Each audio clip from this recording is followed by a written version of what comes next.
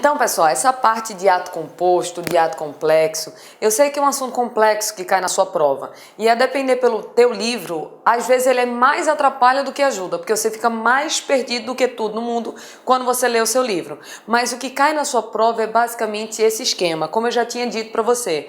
Quando ele falar que basta uma única manifestação de vontade para formar o ato, ato simples. Quando ele diz que para formar o ato precisa da conjugação de mais de uma vontade, ato complexo. E quando ele disser que um ato já existente precisa ser aprovado, ratificado, homologado para produzir os seus efeitos, aí vai ser um ato do tipo composto. Beleza esse ponto? Com isso a gente encerrou a classificação e agora a gente vai para uma parte que digamos que é bem decoreba do direito administrativo, que são as espécies de atos administrativos. Vou apagar o quadro todo para poder a gente começar com um assunto novo. Deixa eu dar uma apagada aqui,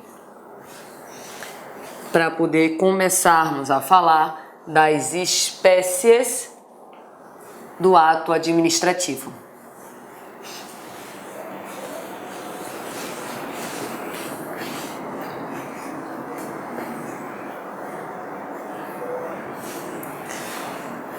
Veja só, deixa eu pegar de volta aqui o material em slide.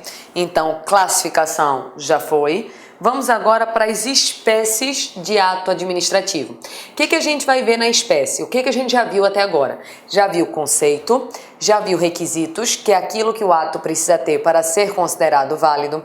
Já vimos os atributos que estão relacionados à prerrogativa dos atos. Já vimos a classificação, quer dizer, como é que o ato ele vai ser formado, quais são os destinatários, onde é a produção de efeito. E agora nós vamos analisar as espécies de atos. Com essas espécies de atos, nós vamos saber quais são as funções que o ato ele pode vir a possuir.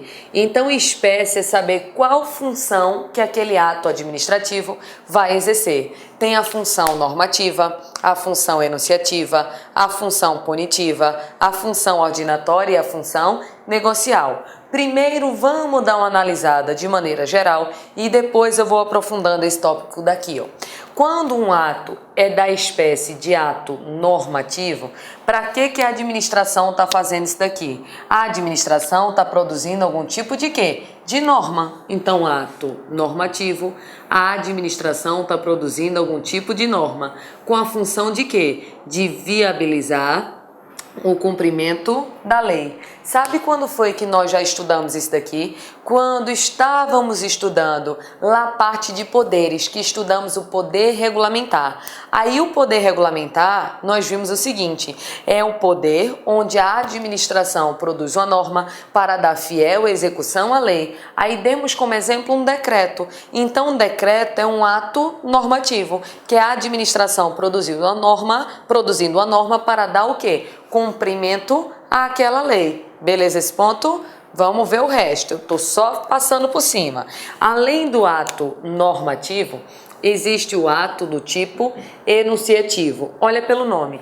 Ato enunciativo, a administração ela não vai criar nada, ela simplesmente vai contar algo já existente. Então, no ato enunciativo, a administração simplesmente certifica, simplesmente atesta uma situação já existente, ou seja, no ato enunciativo não vai se criar absolutamente nada, simplesmente vai se certificar, atestar uma situação já existente. Perceba que as funções são diferentes aqui. Função normativa, a produção de uma norma para dar cumprimento à lei. Função enunciativa, não vai criar nada, vai simplesmente certificar ou atestar uma situação já existente.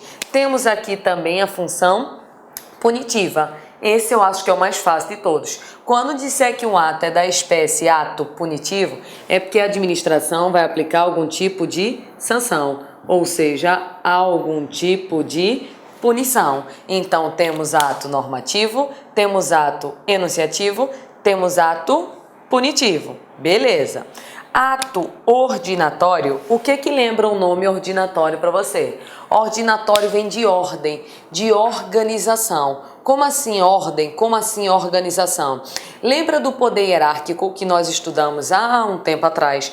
Lá em poder hierárquico, vimos que ele produz atos de efeitos internos com a função de quê? De organizar a estrutura administrativa. Então, esse ato ordinatório, ele tem essa função, a função de organização interna da estrutura administrativa. Ele é fruto do poder hierárquico. Então, o ato ordinatório, ele vai ter a função de quê? De organizar a estrutura da própria administração. Vai organizar a estrutura administrativa. Já foi normativo, enunciativo, punitivo, ordinatório e temos aqui um ato negocial.